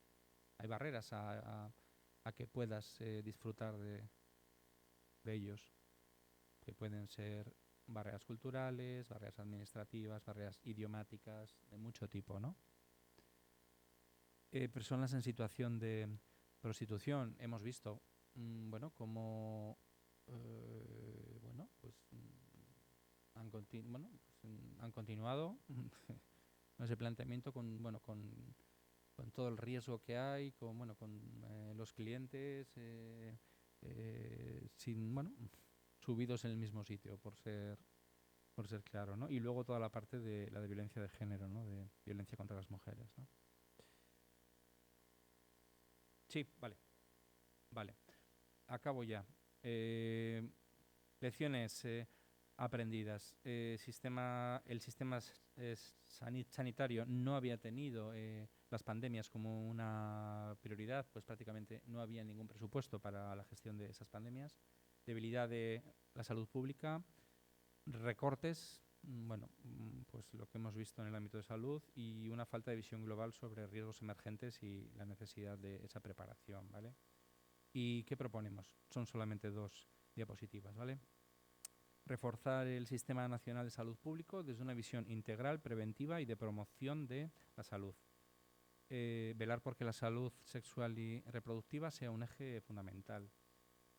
Incrementar significativamente y de forma equitativa, cohesionada, la financiación sanitaria. Promover las reformas legales necesarias para asegurar el acceso universal a todos los recursos y servicios sociales y sanitarios de todas las personas que viven de forma permanente en nuestro país. Importante y muy importante, reforzar la atención primaria de salud y comunitaria. Potenciar la salud pública. Creación de un fondo de reservas estratégicas de material sanitario. Contar con un plan estratégico global y protocolos de coordinación entre las comunidades autónomas. Y reevaluar y corregir los déficits del sistema público y privado de atención a las personas mayores. Eskerrik asko.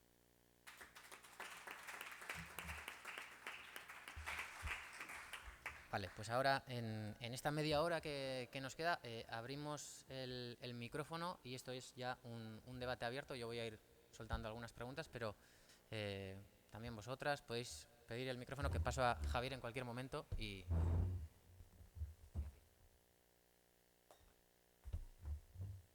comentaba Santos, ¿no? Y lo decía también Lucía, cómo a entidades, organizaciones del tercer sector les ha tocado renovarse o morir, ¿no? Y Santos nos contaba pues cómo lo han hecho en Médicos del Mundo. Me ha quedado una duda, no sé si las PCR que estuvisteis haciendo a partir de verano era una iniciativa que partía de Osakidetza o era algo que vosotros mismos propusisteis. No, es bueno, parte del Departamento de Salud, bueno, con ese planteamiento de intentar ampliar el foco de esos test, ¿no? Porque sí que ese marco el de confianza del que estábamos hablando, pues las organizaciones, bueno, con estas personas, bueno, pues es más fácil, ¿no? Y desde ahí fue una propuesta del Departamento de Salud. ¿Datos que manejasteis de cuántas personas pasaron por ese servicio? Sí, lo que son los datos han ido de manera así agregada a los que se han presentado para todo Vizcaya. Entonces no disponemos de... O sea, bueno, y es el propio Departamento de Salud el que los maneja. Claro, Médicos del Mundo reacciona, tal y como nos contáis, y reacciona rápido, se pone en marcha como puede ante la situación, como hicimos más o menos todas las personas, ¿no? Pero ¿os habéis dado cuenta? Hemos reaccionado en esto descuidando no sé qué. Teniendo que descuidar, ¿qué? ¿A qué te refieres? ¿En el ámbito sanitario? Sí, o no, en alguno de los servicios que estabais dando, vosotros reaccionáis, os ponéis a hacer PCRs, a repartir comida, a hacer varias cosas que no hacíais, pero supongo que en el camino se dejan ciertas cosas, labores importantes también, que se haría con personas usuarias. Sí, hombre, En nuestro caso, claro, hemos tenido que hacer una mirada más al ámbito desde lo sanitario, ¿no? Entonces, no es que hayamos descuidado la parte social, pero sí hemos tenido que poner más hincapié en todo lo que tiene que ver con el ámbito de salud, ¿no? Si bien es cierto, y en nuestro caso creo que no hemos dejado nada de hacer de lo que teníamos planificado, sino que hemos aumentado lo que lo que hacíamos, ¿no? Y sobre todo hemos conectado mucho toda la intervención a nivel de todo el Estado, ¿no? Porque al final si vemos también el semáforo este europeo como que rompe fronteras, barreras, comunidades autónomas y de todo, ¿no? Entonces también nosotros desde la propia organización nos ha pasado eso, ¿no? O sea, hemos potenciado esa parte de ese trabajo también. Lucía, comentabas cómo en ese estudio que realizasteis durante las primeras semanas de pandemia, visteis algunas de las entidades que forman este tercer sector en riesgo. ¿Ha caído alguna? Todavía no tenemos datos de eso. De hecho, tenemos que poner en marcha el año que viene de nuevo el barómetro del tercer sector social de Euskadi para volver a contabilizar cuántas organizaciones están en el sector, cuánto voluntariado, cuánto remunerado, cuántas personas atendidas. Todavía no lo hemos podido contabilizar, pero sí es verdad, como decía antes, que aquellas que son más pequeñas, lo que llamamos nosotros PYMAS, el pequeño y mediano asociacionismo, aquellas que sobre todo cuentan con solo personas voluntarias en sus equipos de trabajo, que generalmente tienen una financiación poco diversificada, que proviene generalmente de la administración pública, pues temen más por su supervivencia. Ya había algunas que durante el confinamiento, pues por ejemplo las del tiempo libre educativo, estaban viendo cómo todas sus actividades se cancelaban y las previsiones para el verano no eran mejores. Es verdad que luego sí se pudieron realizar algunas actividades, pero la vida que tenían las organizaciones antes de la pandemia, evidentemente ha sido imposible mantenerla a nivel de actividad, pero también de servicios atendidos. Algunas, verdad, que ampliaron, como ha sido el caso de Médicos del Mundo, que tuvieron que ampliar sus servicios y sus actividades para dar respuesta a esas necesidades. Pero muchas otras, casi el 80% teníamos identificados nosotras, tenían que modificar o reconvertir parte de sus actividades. El año que viene mediremos de nuevo otra vez con el barómetro, que es nuestro termómetro, para ver cómo está el sector de nuevo, pero lo que hemos conocido hasta ahora era alarmante. Santos nos ponía el ejemplo de Médicos del Mundo, en cómo reconvertisteis. ¿Alguna otra que en este estudio os llamó la atención? ¿Hasta qué nivel pudieron llegar a reconvertirse y hacer algo completamente ajeno prácticamente a lo que hacían? Pues como es el caso de Médicos del Mundo, hubo otras organizaciones que tuvieron que, de forma muy urgente, organizar dispositivos de alojamiento para personas sin hogar, aquí en Bilbao, por ejemplo. También en el ámbito residencial, personas mayores, personas en dependencia, tuvieron que reequipar todos sus servicios para poder atender en confinamiento a todas sus personas usuarias. Se me ocurre, o sea, tenemos tantas organizaciones tan diversas atendiendo a tantos colectivos, pero es verdad que todo lo presencial hubo que cancelarlo, excepto en el ámbito residencial, y casi todo se reconvirtió al online de la forma que fue posible. Acompañamiento a mujeres que sufren violencia a través de teléfono, por ejemplo. Todo tipo de formaciones a personas en riesgo o situación de exclusión al ámbito online. Muchas veces las propias organizaciones eran las que entre ellos y entre las vecinas, voluntarios, buscaban ordenadores y dispositivos tecnológicos para poder facilitárselo a las personas usuarias y que pudieran seguir conectadas para seguir ofreciendo servicios y actividades. Y esto es una pincelada, ¿eh? En el informe sí que hemos podido describir con más detenimiento muchas más situaciones diversas, pero la modificación y la reconversión fue casi para el conjunto de organizaciones. Entre los datos que dabas mencionabas 158.000 voluntarios, 40.000 personas remuneradas. Claro, todo ese voluntariado, y esta pregunta la lanzo a todos, ¿cómo se vio afectado? Porque además es voluntariado, por ejemplo, mi ama fue durante muchos años voluntaria en Médicos del Mundo, voluntariado jubilado, ¿no? De riesgo, ¿no? Mayores de 65 años, supongo que esto también afectó y mucho. Sí, y es que fíjate, y encima, o sea, para nuestra organización, ¿no? En un contexto en el cual el personal sanitario tenía que estar en el ámbito público, ¿no? Ese era así el llamado, ¿no? O sea, eso que por un lado, o sea, para nosotros ha sido hasta más complejo en ese sentido. El personal sanitario que tenemos son personas voluntarias. Es un dato importante que no he dado antes, ¿no? Pero la consulta de atención primaria que tenemos, en un porcentaje, en un 90%, la sostienen personas voluntarias, personal médico, de enfermería, todos los niveles, ¿no? Entonces, ahí ha sido complejo, pero es cierto que como pasamos la atención por vía telefónica, eso nos facilitó, ¿no? O sea, en ese sentido, ¿no? Entonces, bueno, pues hemos podido ver una clave de la oportunidad ahí. Con lo que dices, ¿no? ¿Qué pasa con el voluntariado? Pues no es un contexto fácil.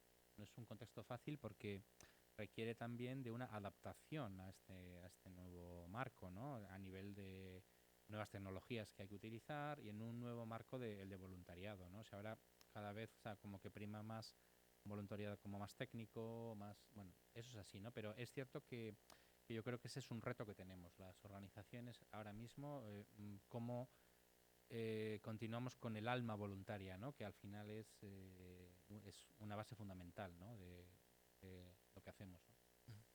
Sí, en nuestro caso las organizaciones sí que nos comentaban que las personas voluntarias que participaban en actividades y servicios presenciales pues habían tenido que quedarse en casa y no poder seguir de la misma manera o con la misma intensidad realizando ese voluntariado.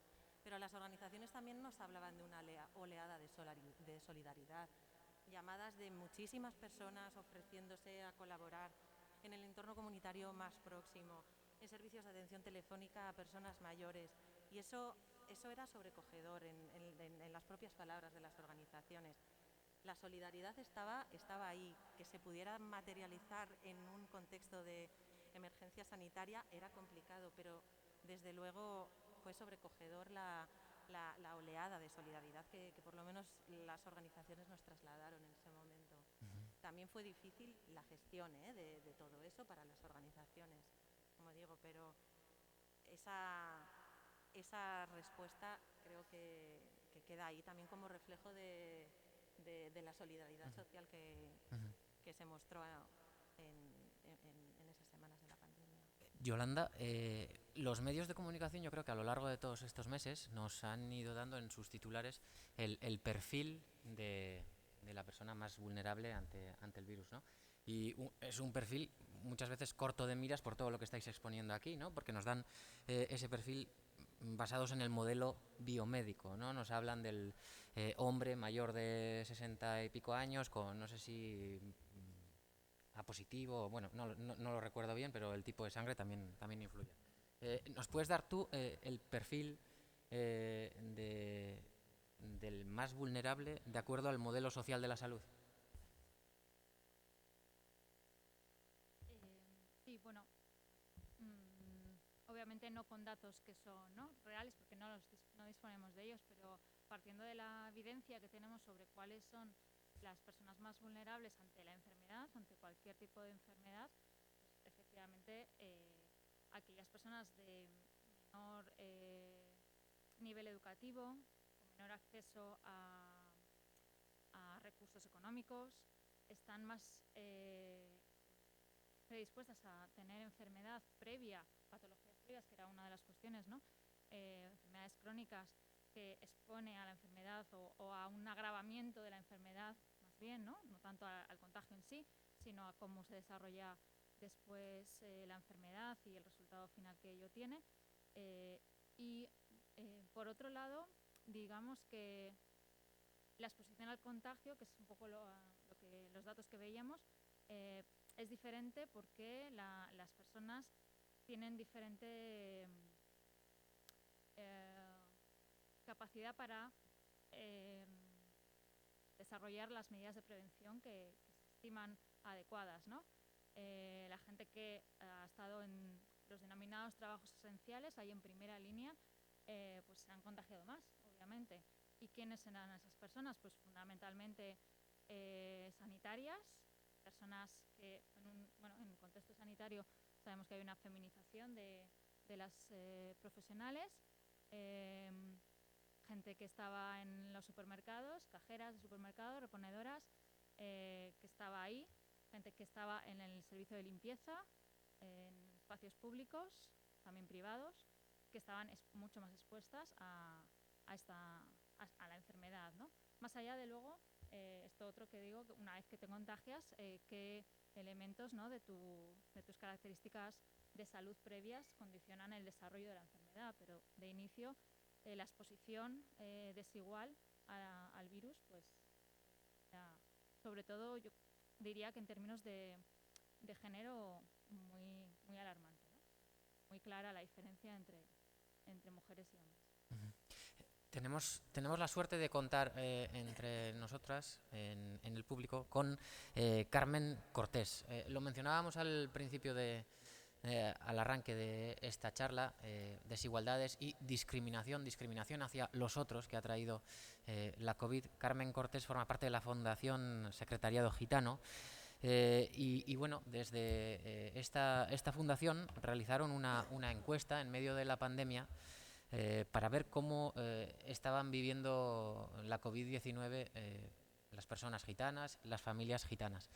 Y yo creo que esa encuesta seguro tiene datos muy interesantes, sobre todo teniendo en cuenta que aquí en Euskadi circuló al inicio de la pandemia un WhatsApp que ponía precisamente en el punto de mira a las personas gitanas, ¿no?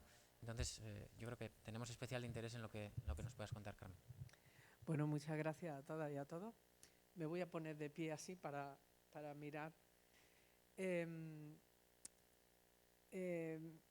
Una de las cuestiones, y hago un comentario general, ¿vale? Luego a lo mejor voy a plantear una reflexión, pero fijaros que esta maravillosa mesa ha planteado la desigualdad constante que atraviesan a grupos de población.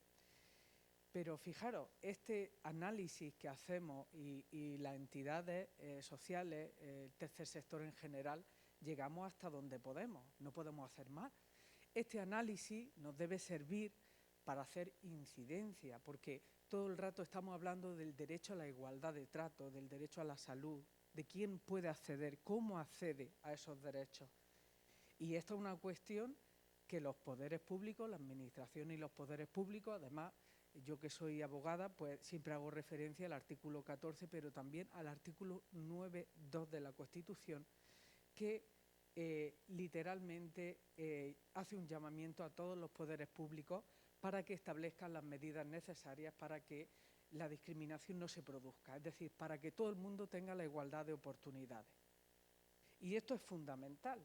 ¿Por qué? Pues porque, como decía, las entidades llegamos a donde llegamos y las entidades del tercer sector, las administraciones que trabajáis directamente codo con codo, conocemos muy bien a los grupos de población, además que coinciden con los grupos más vulnerables que en situaciones de crisis dan como 40 pasos hacia atrás.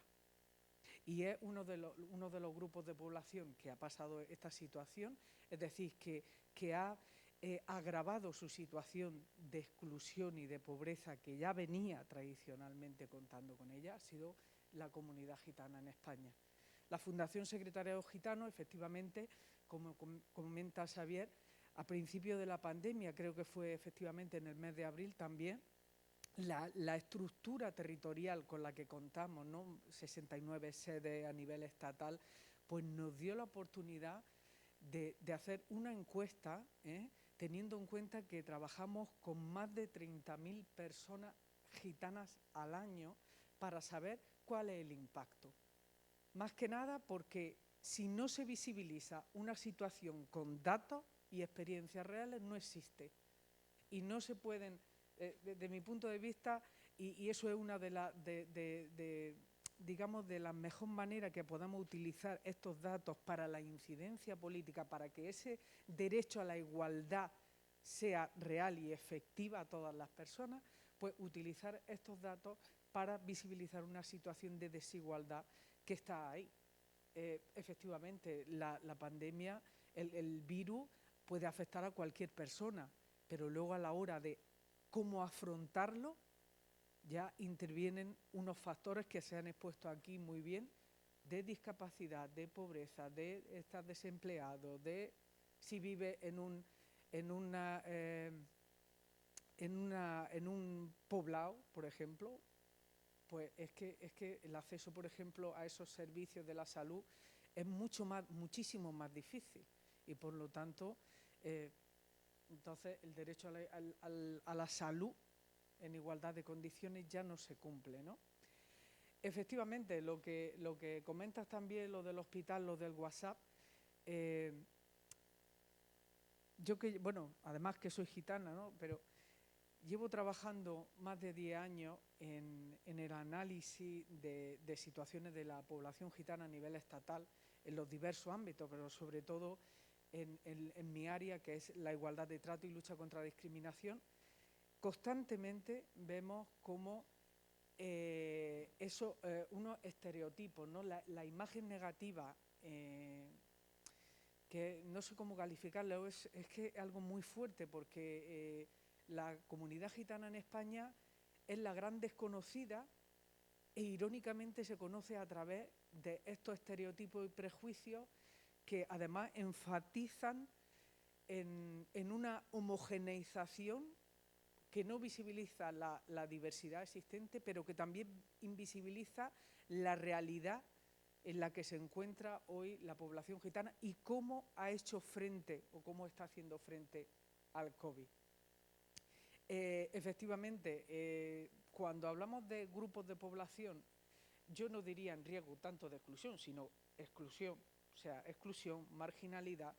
De hecho, quería comentaros que hay unos datos de un informe relativamente reciente, un informe de empleo y pobreza en la comunidad gitana comparado con la población en general, que habla de un casi 90% de población infantil, un 80% de población, de pobreza severa, con todo lo que ello, el impacto no solo en la persona, sino también en su familia. Y estos datos que, bueno, os animo a que podáis consultarlo porque bueno, se puede descargar de la página web de la Fundación Secretariado Gitano, te dan una visión de cómo se encuentra un grupo de población que además se encuentra en una situación de crisis como otros grupos de población que también están siguiendo un estigma social muy grande que se suma a los efectos de la pandemia. Y yo creo que por eso es importante el trabajo con los grupos de población y además ese conocimiento específico que podamos tener las entidades, en este caso como la Fundación Secretariado Gitano, como cualquier otra, con personas migrantes, con personas refugiadas, con personas afrodescendientes, negras, e identificarlas así para que para que el espejo, para que la visión global de cada uno de esos grupos sea lo más real posible y sobre todo con datos. Los datos son fundamentales para poder decirle a los poderes públicos el principio de la igualdad no se está cumpliendo. Bueno, gracias. Eso era un poco.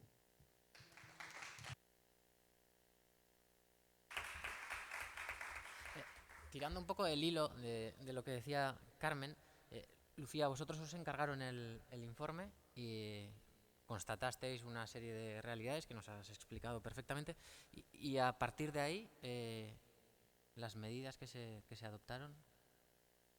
Bueno, en todo el proceso de elaboración estuvimos en constante coordinación con el entonces Departamento de Empleo y Políticas Sociales.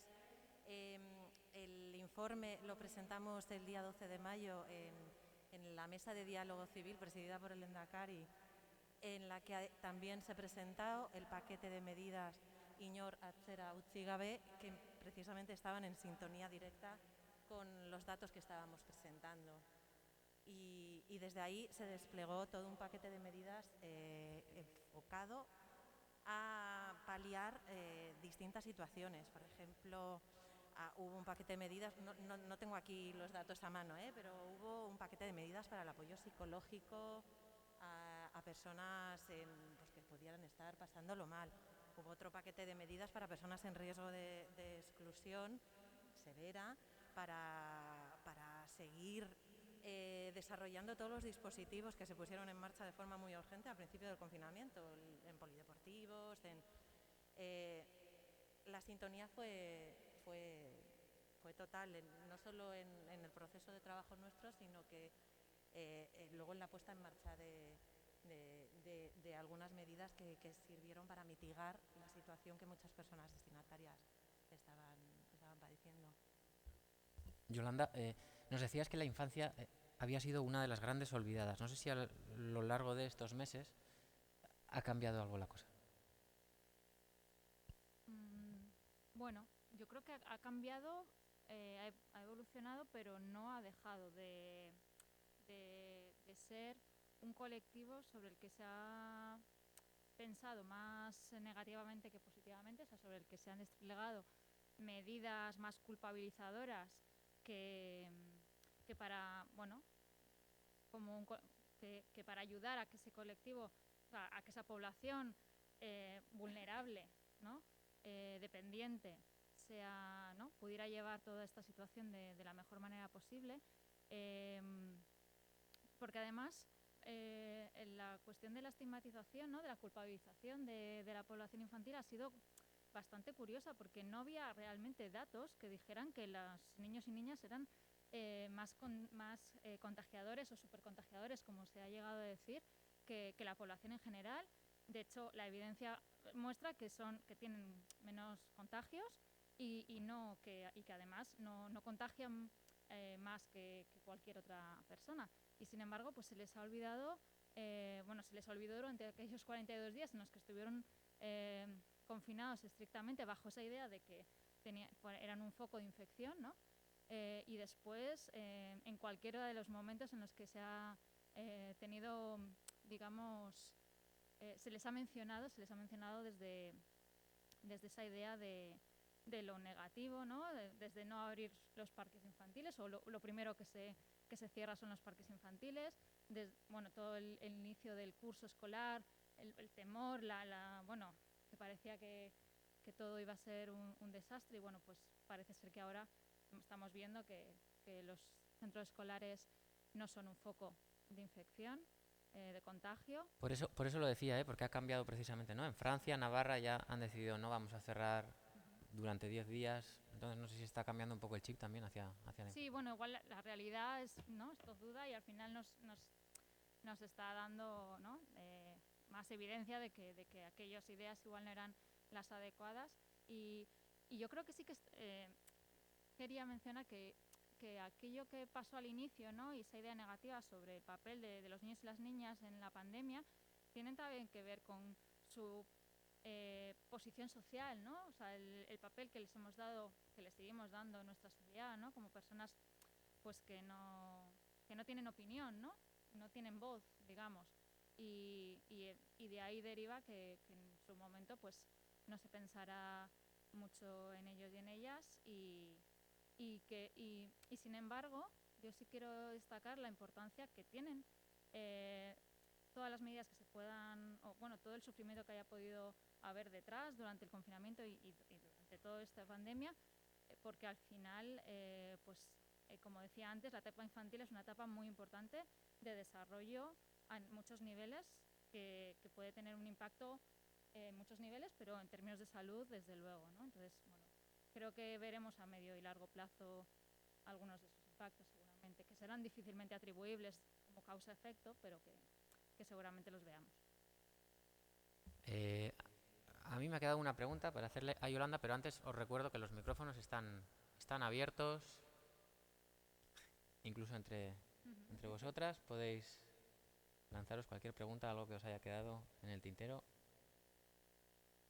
Bueno, yo no es una pregunta, pero sí sumarme un poco a una cosa que decía Santos sobre el derecho a la salud y esta idea de que tenemos, de que el acceso a la asistencia sanitaria es universal y, ¿no?, de cobertura universal en nuestro sistema, y nos vanagloriamos de ello, y efectivamente tenemos un sistema sanitario estupendo, ¿no? O sea, muy bueno, pero eso no quiere decir que no tengamos que ser, ¿no?, exigentes con la mejora de lo que no es tan bueno.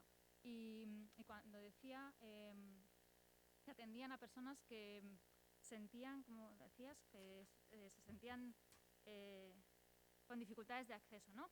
Es decir, que podían tener TIS y tienen acceso, pero que esa percepción de estar al margen del sistema, del riesgo que puede suponer para ellos y ellas acceder a un sistema público, esa percepción de discriminación, esa percepción de los obstáculos, de las barreras de todo tipo, es algo pues que el sistema sanitario público como tal, como gran ente, pues debería de alguna manera, más allá de las organizaciones, intentar mitigar, ¿no? Sí, o sea, un poco con lo que comentas, ¿no? O sea, desde Munduko Medikuak, desde Médicos del Mundo, o sea, intentamos velar porque se cumpla el derecho que tienes como tal, ¿no? Y nos encontramos principalmente con que las barreras son administrativas, o sea, no son, algunas veces, o sea, sí son, ¿no? Pues porque no tienes el derecho y no, pero sí es cierto que muchas son administrativas, idiomáticas, culturales, va muy en esa línea con lo que estás diciendo tú, ¿no? O sea, y antes he puesto este ejemplo: si tú vas a un sitio, te atienden pero te facturan la atención, tú no vuelves. Claro, y esto también es así, pero pero es que si tú vas es que te van a atender, sí, pero yo no voy. O sea, y esta es una realidad, y en un contexto de salud pública en el que estamos, pues bueno, es más importante si cabe esto. Entonces, o sea, yo sí que destacaría eso, o sea, las barreras que existen, ¿no? Que pueden ser propias también, ¿eh? De la persona, pues, oye, pues no me acerco, pues por lo que sea, ¿no? Pues bueno, porque, pero también hay en el otro lado, ¿no? Entonces creo que hay que invertir en enfoque intercultural de las personas que están atendiendo, que están recepcionando, porque es cierto que el personal sanitario tiene que atender y te va a atender, pero es que las barreras se producen antes de esa llegada, ¿no? Entonces, desde ahí, ¿no? Y, o sea, que bueno, con lo que dices tiene mucho sentido, ¿no? O sea, Barreras que han existido siempre y que ahora ahora se me ocurría, por ejemplo, toda la atención telefónica que ahora se da, ¿no? Y que durante todo el periodo de confinamiento ha sido la principal forma de atención ¿no?, en los servicios de atención primaria. Claro, eso para personas que desconocen el sistema o que en las que el idioma es importante, o sea, eso genera un obstáculo, una barrera mucho más importante que para el común, digamos, ¿no? Entonces, tener ese foco de ver hasta qué punto las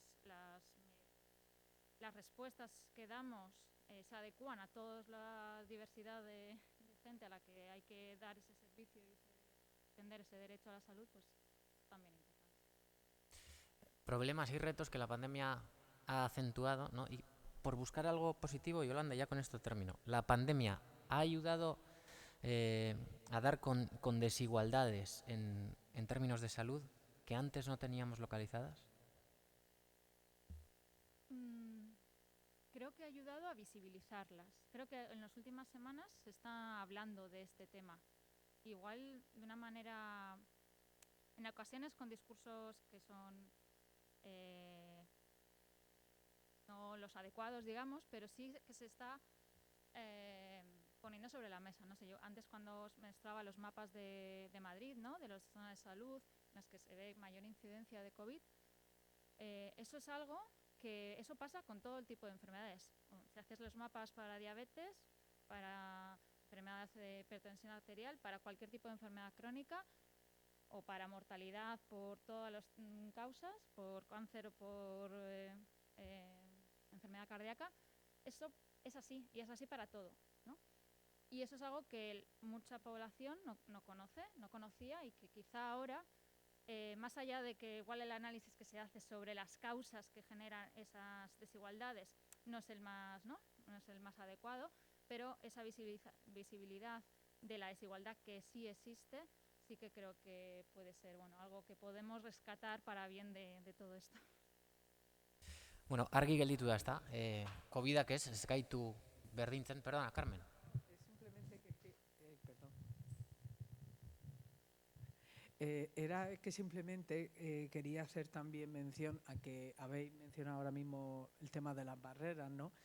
Y todo el rato hablamos de desigualdades, por supuestísimo, pero no nos podemos olvidar tampoco, desde mi punto de vista, de la discriminación que sigue existiendo, una discriminación estructural hacia determinados grupos de población. Y aquí, en este caso, tengo que hablar efectivamente de la población gitana en España, que no sé si sabéis, pero es uno de los principales grupos más discriminados y más rechazados, como decía anteriormente. A lo largo de el análisis de esa encuesta que se hizo a 11.000 personas gitanas, en torno a 600 se sintieron discriminadas en el acceso no solo a servicios sanitarios, sino también en supermercados, en determinado acceso a bienes y servicios, por el hecho de ser gitano. Quiero decir que es que estamos hablando de barreras relacionadas con la brecha digital, con el tema de los recursos, pero también hay grupos de población a los que hay que añadir además la discriminación por su pertenencia étnica, por ejemplo. Bueno, con ese importante apunte concluimos, que ya hemos pasado las 8. Argi gelditu da, ezta? Ez, COVID-ak ez gaitu berdintzen, heriotzak berdintzen gaituen moduan, COVID-ak gure arteko ezberdintasunak areagotu besterik ez ditu egiten. Hementxe entzun ditugu horren kontrako borrokan diharduten hainbat erakunde, eta egin dezakegun onena da haiei laguntzea. Segi ondo eta eskerrik asko.